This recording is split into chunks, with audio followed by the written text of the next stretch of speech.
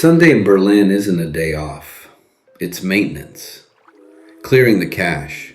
Checking the infrastructure before the world tries to break it again. I woke up fighting the silence of an empty Airbnb. Kyiv taught me how to survive a storm, but Berlin is teaching me how to be still. She showed up at my door smelling like rain and old ghosts. She didn't ask for a rescue. She asked for a radius, a perimeter where the noise stops. We walked through the wet linden trees. We ate fruit that tasted like an impatient summer. For a few hours, the Paris mask didn't fit. I wasn't an asset or a contract. I was just home. Then Paris called. The legacy systems tried to pull her back into the spin. But this time, the frequency was different. We danced in the kitchen to a heartbeat bass line. He didn't tell me what to do. He just held the line until my monsters lay down. One day at a time. One Sunday at a time. One day at a time. One Sunday at a time. The structure holds. Every story has its rhythm. Every rhythm has a heart. Steve's Stories. Episode 5. Sunday Funday. Systems, street festivals, and soft surrenders. Day 3. The day they behave like they've been together for years, without pretending they have. Time of year. Late spring, mid-May. Location. Kreuzberg, Berlin. Atmosphere. Berlin is green but not gentle yet. Rain comes in sheets and stops without apology. The city smells of wet asphalt, blooming linden trees, and stale cigarette smoke. Cold open. Sunday morning. Kreuzberg, streets of Kreuzberg. 7:30 Sunday morning. The city is sleeping off a hangover. Closed cafes, wet stone. Pigeons fighting over a Döner wrapper. Anna runs. Not her runway walk, not a performance. She wears thick knit leggings, a black turtleneck, and heavy boots that slap against the wet pavement. Her hair is loose, frizzing in the mist. 0 day requires stability. My Airbnb is too quiet. I heard my thoughts arguing with the ceiling about leaving, so I ran. But I'm not running towards him. I'm running away from the spiral. She types while walking. Her thumb hovers, then commits. I had a restless, restful night. Too much space in my flat. Need your radius. She doesn't stop. She keeps moving through the gray morning. Steve's apartment, 0805. Steve sits at his small, scarred table, barefoot, hoodie half-zipped over a bare chest. A single mug of coffee, black, steam rising in a straight line. Laptop open but idle. Just a paused log file. Sunday. Protected time. No alerts, no architecture, just maintenance. His phone vibrates on the wood. A dull thud. He reads the text. He doesn't sigh. He doesn't smile. He exhales. A release of tension he didn't know he was holding. Radius open. Coffee patch required. No stress the line. He stands up, rinses his mug. He walks to the door before she even arrives. He knows the pace she walks. The knock. Double tap. Firm, not desperate, but heavy. Steve opens the door. Doorway. Anna stands there, soaked. The canvas tote on her shoulder is damp at the corners. She smells like rain, cold air, and the specific exhaustion of someone fighting their own brain. I know. Bad protocol. I should have waited for the ping. Steve clocks her, head to toe. He sees the wet boots, the way her hands are buried in her sleeves. You're soaked, Chiquita. Your calibration day didn't go as planned. The rain upgraded itself after I hit send, and the calibration failed before that. She looks past him, into the warmth of the apartment. Я взяла його фланель. But it wasn't enough. Silence only got louder. Я не можу дихати сама. She steps past him without asking. She kicks off her boots. Thud. Steve closes the door, leaning his shoulder against the frame for a second, absorbing the intrusion. He locks it. The sound is final. The bunker. Morning reset. Interior Steve's apartment. Continues. Anna moves to the kitchen like she lives there.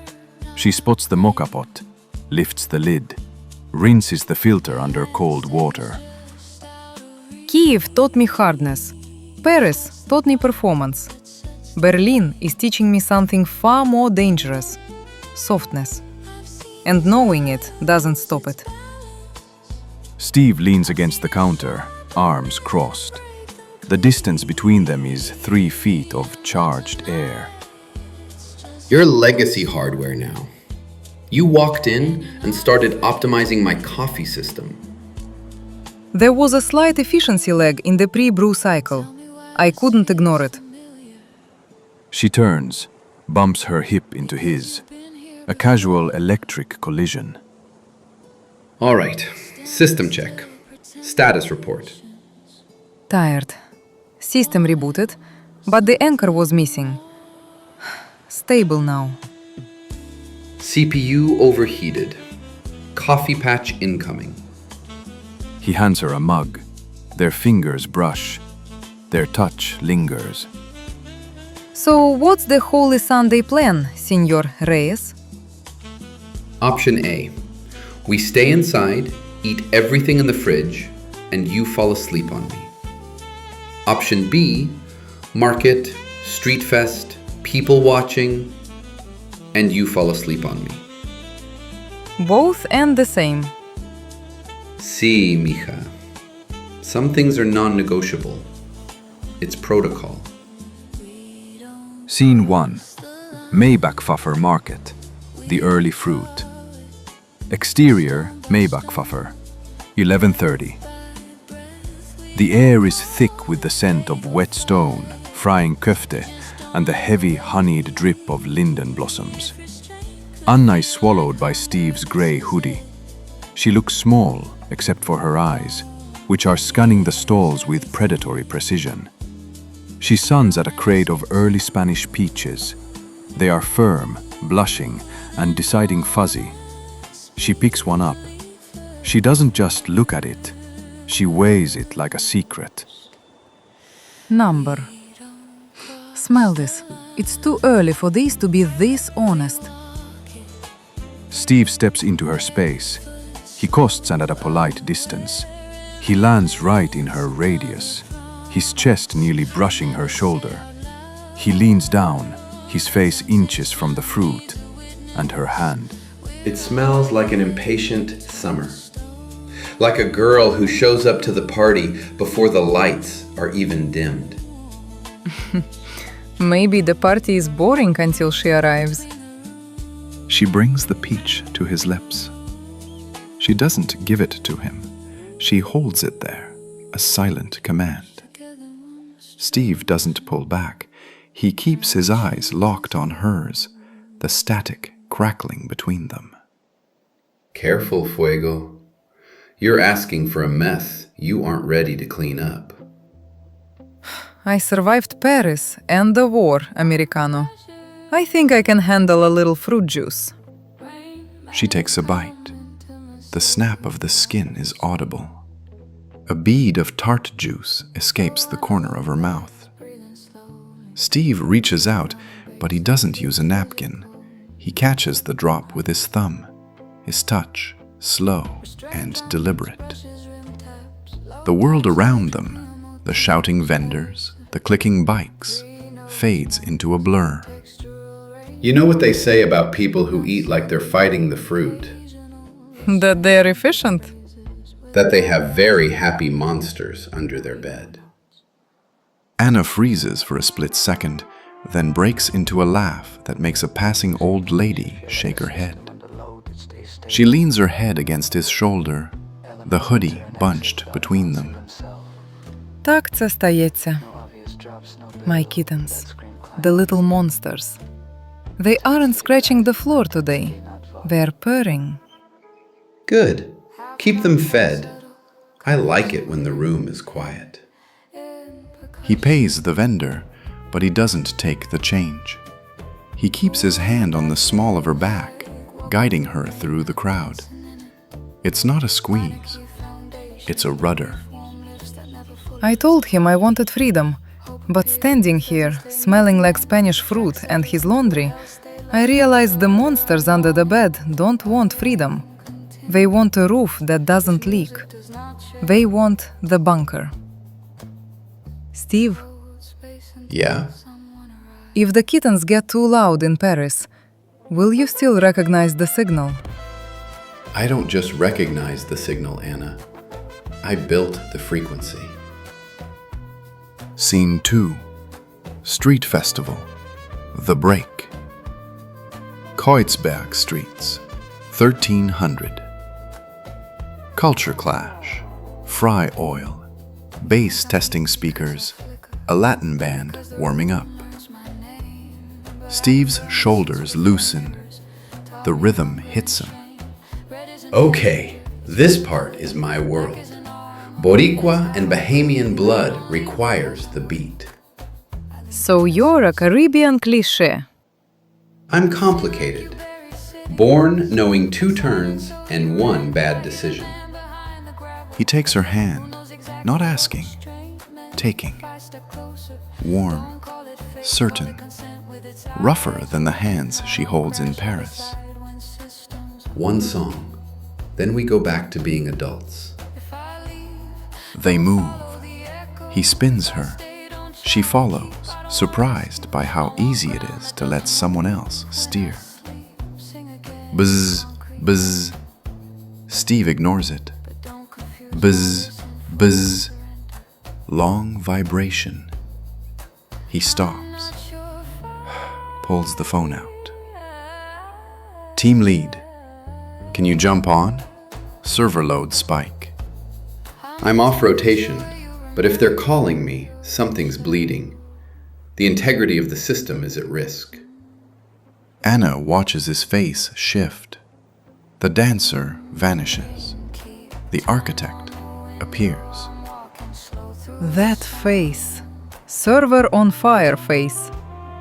I'm the just-in-case Reyes, the emergency brake. It's a high voltage situation.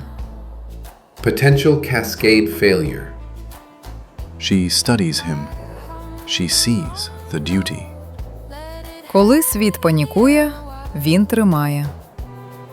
And when I panic, I run to him. Then don't disappear. She points to a grimy side street. Fix it there. I'll watch. Я не втечу. Scene 3. Side street incident. Competence. Exterior narrow alley. Continuous. Graffiti. Posters peeling off wet brick. A stray dog wanders past. It smells of damp concrete and old beer. Steve drops his backpack. Thud. He crouches against a wall, laptop open, green terminal text reflecting in his eyes. Welcome to the least sexy part of your life. Careful. Some people find uptime irresistible. This is where the walls are built. He types. Fast. No wasted movement. Anna watches. She leans against the opposite wall, eating roasted nuts from a paper cone, just staring at his hands. Friday patch on a live node. During payroll. Someone's sphincter is clenched. Dios mío. Chat. We're back. Payments restored. Never leave us. Steve closes the laptop. The fan spins down. silence returns. He looks up from the ground. System stable. Load shifted. Back to Sunday? You just prevented panic. Number 1, I prevented noise. Panic is optional. Always. She steps closer. The space between them shortens. The air feels thin. He is ballast. I have been wind my whole life. Scene 3. The bunker. The system breach. Steve's apartment. 1730. The kitchen is small, cluttered with the dirt of a real Sunday. A cutting board with zucchini ends, an open bottle of Malbec, and the steam from a pot of salted water. Anna is in Steve's flannel, the sleeves rolled up 4 times to find her hands. She is domestic, but she is still Anna. Sharp, rhythmic, and slightly dangerous with a chef's knife. You chop like you're fighting the zucchini. I am. It looked at me weird. You can't judge. You're sitting on furniture older than you. Ageist. Cancelled. Her phone screams on the counter. Not a buzz. A high-pitched, customized chime that cuts through the Latin jazz like a razor. Pavel. The air in the room changes. The happy monsters under the bed, the kittens that were purring during the market scene, suddenly go dead silent. You can check it. I won't combust. She answers. She doesn't move to another room. She stands her ground in Steve's kitchen, but her voice shifts. Not into a mask, but into a polished, defensive armor. Pavel, I'm still on my weekend. Pavel's Paris office. Evening. A space of glass and white marble. Pavel isn't looming. He looks tired. A man who has spent the last year rehabilitating a difficult asset. Anna, I know, but L'Oréal just sent the final terms for the fall-winter exclusive. They're still spooked by last year. They want the 24 months Paris base clause. They need to know you aren't going to vanish again. Anna's hand stops. The zucchini is half sliced. 24 months? Pavel, we talked about this. I need to be able to breathe. If I'm locked in the first arrondissement for 2 years, I'll burn out again. And if you don't sign, we lose the anchor. You know how hard we worked to get them back after you went dark for that month. The industry has a short memory for talent, but a long one for silence. I'm trying to protect the ground we recovered. I need you present. I need you seen at the clubs, at the dinners. No more disappearing acts. Last year, 30 days of silence that nearly ended everything. Pavel was the only one who didn't quit on me. He's not a ghost. He's the person holding the tether. But the tether is starting to feel like a noose. I did the shoots, Pavel. I'm doing the work. In this business, being there is the work. I'll see you Tuesday. Don't make me regret telling them you were back for good. Click. The silence that follows is thick. Anna stares at the phone. He's trying to buy your insurance policy before you've lived your Sunday. He's scared I'll break again. He thinks the only way to keep me safe is to keep me under a microscope in Paris. Steve walks over. He doesn't take the phone from her hand. He takes the knife. He sets it down. Then he puts his hands on her waist, pulling her into his radius until her flannel-covered chest hits his hoodie. He's the agent, Anna. He's the legacy system. He manages the fallout of who you were. He leans down, his forehead against hers. But he doesn't own the kittens. And he doesn't own your heart. If he's worried about you going dark, Tell him you finally found the light. He'll say I'm being reckless, that I'm throwing away the comeback. I talk like a man who can cook in Berlin and book train tickets to Paris. I'm not asking you to run away, Fuego. I'm asking you to realize that for the first time in 3 years, the monsters under the bed aren't scared of the landlord. You aren't going dark this time. You're just choosing where you shine. Я шукаю чоловіка. Pavel is the partner who helped me survive. Steve is the master who makes me want to live. The kittens aren't purring anymore. They're getting ready to fight for their territory. Tuesday, I go back. But I'm not signing for 24 months. 12 maybe. On my terms. Good. Then we test the infrastructure. Scene 4. The Re-Regulation. Steve's apartment, continuous. The kitchen light is too bright now. It feels like an interrogation lamp after Pavel's voice. Anna is still holding the phone like a live grenade. Her breathing is shallow. The Paris mask is trying to settle back over her features, hardening her jaw. Steve doesn't try to talk her out of it. He knows the system is stuck in a loop. He reaches over and takes the phone from her hand, setting it face down on the scarred wooden table. He turns off the overhead light, leaving only the amber glow of the living room lamp and the blue flickering of his standby monitors. Your frequency is too high, Anna. You're spinning. I have to spin. If I stop, the contracts catch up. Not in this radius. He moves to the small speaker in the corner. He doesn't pick something fast. He finds a slow, weighted bachata. Not the radio-friendly stuff, but something deep, with a heavy bass line that mimics a heartbeat. He walks back to her. He doesn't ask. He just steps into her space, his presence an unmoving wall.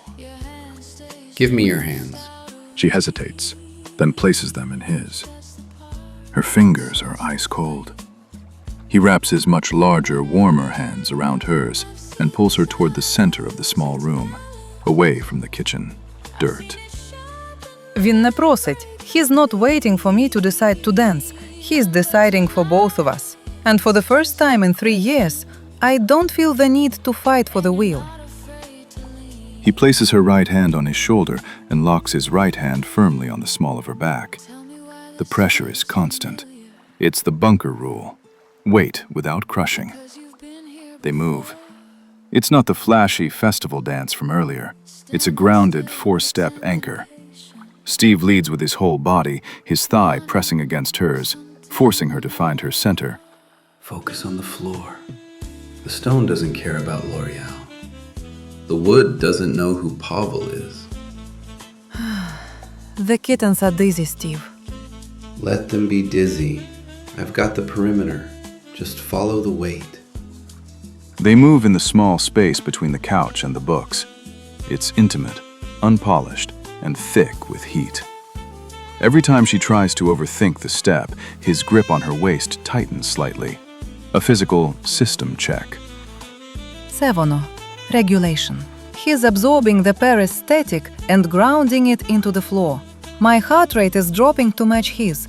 The kittens are finally lying down. He slows the movement until they are barely swaying. He doesn't let go. He keeps her pinned against him, his chin resting on the top of her head. You're very good at this. I'm a cleaner, remember? I clear the noise so the signal can get through. The signal says, I'm terrified of Tuesday. Tuesday is just a data point. Today is the infrastructure. If you can stay this quiet in Paris, they can't touch you. He leans down and kisses her, not with the fire of the market, but with a deep territorial gravity. It's a seal on the evening. Now, let's finish the zucchini. The monsters are hungry. Scene 4.5. Domestic calm. The bread and the bone. Steve's apartment, 2015. The zucchini is no longer an enemy. It's charred, tossed with garlic, and sitting in a bowl next to a pile of pasta that isn't plated for a magazine. It's heaped for survival. They eat at the small, scarred table. The amber lamp casts long shadows over the stacks of books. There is no candlelight, just the low blue glow of the stove's clock and the reflection of the city lights on the window. In Paris, I eat things that look like art and taste like nothing. Here, I eat like I'm fueling a journey. Every bite feels like a brick being laid in a wall. Steve watches her. He notices the way she finally leans back, the flannel shirt unbuttoned just enough to see her collarbone. The Paris mask hasn't just slipped, it's dissolved. Status report. System satiated. The kittens are asleep. One of them is even snoring. Good. Keep the perimeter secure. If you're full, you're harder to hunt. She reaches across the table. Why do you do this? The infrastructure, the regulation. Most men just want the Category 5 hurricane. They like the mess until they have to clean it up. Because a hurricane is just wasted energy. But a storm channeled into a turbine? That's power. I don't want to watch you break, Anna. I want to watch you hold. She looks at him, really looks at him. Not as the Americano or the cleaner, but as the man who just spent his Sunday absorbing her static. Він бачить мене. Not the face Pavel sells. The woman underneath who is tired of being the storm. Scene 5. The balcony, the test drive. Steve's apartment, 2130. They stand outside. The May night is crisp. The smell of linden blossoms is thinner here, mixed with the metallic scent of the S-Bahn tracks nearby. A tram rattles past, a streak of yellow light in the Kreuzberg dark. Anna is wrapped in his hoodie again, leaning her back against his chest. His arms are a heavy, warm belt around her waist. Tuesday, I have to face the lions. You've been facing lions for 3 years, Anna. The difference is, this time, you have a backup man in the tunnels. She turns in his arms, her eyes dark and serious. If I carve out a week in June, if I tell Pavel the Paris base clause is a non-starter without mobility, Then I come to Paris. He pauses, his grip tightening just a fraction. But listen to me. If I come, it's not a fantasy. It's not a vacation to see the Louvre. It's a test drive of the infrastructure. We see if the bunker rules hold up when the world is looking at you. and if it doesn't fit, Then we exit clean. No drama, no lies. I don't do almost. reliability. Я хочу надійність. It's the most expensive thing in the world, and he's offering it for free. She reaches up and cups his face. The heat is no longer a spark. It's a steady, glowing coal. When you text me that you're at the Gare du Nord, don't say hello. Just say I'm coming. Be ready for yes, Fuego. He leans down, sealing the contract with a kiss that tastes of Malbec and May rain. Epilogue. Steve, POV. The only problem. Interview Steve's apartment. Night. Anna is asleep in the bedroom, sprawled in the center of the bed like she's finally claimed the territory. Steve sits on the couch, the blue light of his monitors the only thing illuminating his face. Sunday night. The apartment is quiet again. My only problem isn't her chaos. Chaos follows patterns if you don't panic. My only problem is the integration. 3 days in and my nervous system has already mapped her. I leave space on the couch. I buy the early fruit. I don't chase, and I don't retreat. I just hold the line. If she stays because the structure holds. It's a good problem to have. Until next time, keep the rhythm alive.